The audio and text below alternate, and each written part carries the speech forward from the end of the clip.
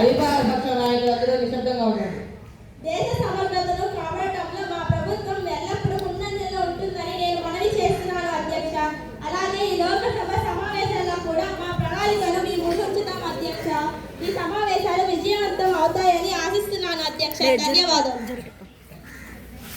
ఇప్పుడు మన గౌరవ విద్యాశాఖ మంత్రి అయిన దినేష్ గారిని మాట్లాడవలసిందిగా కోరుతున్నాను. ఇక్కడ ఉన్న అందరికీ నమస్కారం అధ్యక్ష.